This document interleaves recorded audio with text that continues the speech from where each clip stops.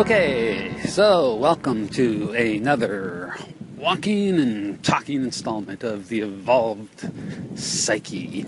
Another windy day today, but we'll manage. So today I'm going to address, I think I'm going to call this something like the religion question. Now, to be clear right off the top, I mean, this doesn't necessarily have anything directly to do with evolutionary psychology. However, it seems to me that whenever one's discussing evolutionary psychology or any aspect of natural selection, that somehow the religion question always seems to be kind of lurking parenthetically there in the background, at least for some people. So I thought I'd just make a little installment here, clarifying my perspective on it. Because, I mean, the two ways to approach this are, either to just ignore it, which in basically all the videos on this site, that's what I'll be doing, is basically ignoring it, or, one can provide some explanation for one's attitude to it for those who care about such things. So I'm going to make this one little video here that will make that clear on my part, and then if I want, I can, in any other future video, I can always refer to this, point people to this video if you want clarification. So here's my take on it. So if my background is of any interest to anyone, or my attitude is of any interest, if I'm put in a position where I have to identify a religion, say I'm filling in some form that has a required field for religion or something. Imagine such things still exist, I suppose. My answer would be that I'm an apatheist. That's right, an apatheist. In other words, I'm apathetic about anything that has to do with theism. So, that should, give you some sense of where I'm coming from. So, I mean, I neither feel the need to mock or disparage theists on the one hand, but neither do I feel any obligation to treat any theist's belief with respect, or reverence, God forbid. God forbid, that's funny. Anyways, So, no, I mean, I just don't have any particular strong feelings on that. And likewise, I'd say I find it very bizarre the attitudes of a lot of atheists these days, following in the Christopher Hitchens mold, right? This sort of aggressive atheism. Because it's weird to me, because such people often ground their atheism on a fervent commitment to science, or so they claim, and yet I don't see how anyone with a scientific perspective can be an atheist. I mean, this sort of unconditional claim, especially when it's put so fervently and unconditionally as a lot of these atheists do. I mean, science does not tell you such things. It doesn't give you the truth about whether such a thing as God can exist. So I find it very bizarre.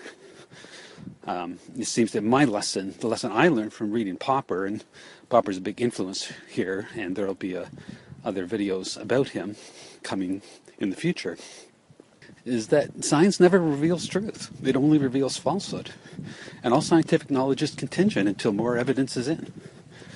So, any of the extreme positions on this topic I find bizarre, which is why I characterize myself as an apatheist. But anyways, here's my position, okay? If you believe that God exists, well, that's fine. And if I'm making claims about the nature of the world and the nature of the human psyche and human nature, those claims are entirely naturalistic. Now, if you believe that there's something else beyond nature, an eternal soul, a human essence or something that can't be caught by the natural world, by the physical natural world, and you call this God or, some attribute of God or something, well, okay. To me, there's two possibilities here. I mean, if you are God, or your essence, or whatever, soul, or whatever it is, if this is part of the natural world, then by definition, it has to be subject to human experience. And if it is, then it's subject to experiment. That means you can test for it.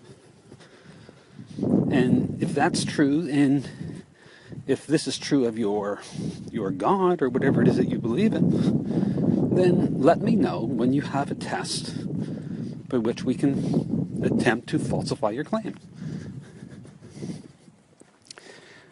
So only then will we be able to establish its validity as rooted in the natural world.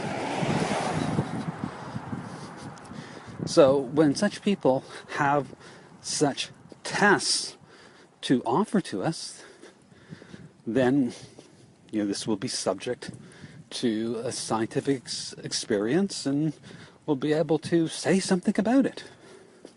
If, however, as I believe is the case with most theists or most people who hold religious beliefs, if instead you view your God or soul or whatever we're talking about as being part of something other than the natural world, we might say part of a supernatural world, and that supernatural world being not natural is not subject to human experience, and therefore is not subject to experiment and testing, then it's irrelevant to the discussions here.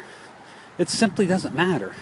Now, I'm not saying, if you take some personal comfort in such ideas, that's fine. I'm just saying it doesn't matter to science, and it doesn't matter to the discussions of evolutionary psychology and natural selection, which I'm examining on this website, in the videos on this website. I mean, my perception is that ideas of God, particularly in the monotheistic traditions, have been black box religions. That is to say, wherever there's been a black box in science, wherever people have not been able to explain the mechanisms at operation through scientific discovery, that is where people have put the God, what's sometimes called the God of the gaps. And, and that's fine. If you want to put God there, that's fine. I have no problem with that. Now, as science progresses, and what used to be black boxes come to be explained by naturalistic mechanisms, well, you have to, your God has to pack up and move to a new black box, but if you're fine with that, I'm fine with that too. I don't see any inherent contradiction between theism and natural selection. Though I do understand why evolutionary psychology may make some theists uncomfortable. But there's no inherent contradiction as far as I'm concerned. So if you're going to keep your theism in the black boxes, then that's fine. You'll get no argument from me, and we can move on from there. But you understand, though, in this case, why I don't feel that kind of theism is relevant in any way to what I'm discussing here. And that's why in pretty much all the rest of the videos on this site, I won't be discussing it. But I wanted to say a few words about it here. So that's that. Thanks for listening. If you like this video or any of the others on this site, please give us some social media loving and see if we can get a little more attention, a little more feedback, maybe a little bit of a community of discussion about this stuff. Okay, that's it. Thanks very much. over and out.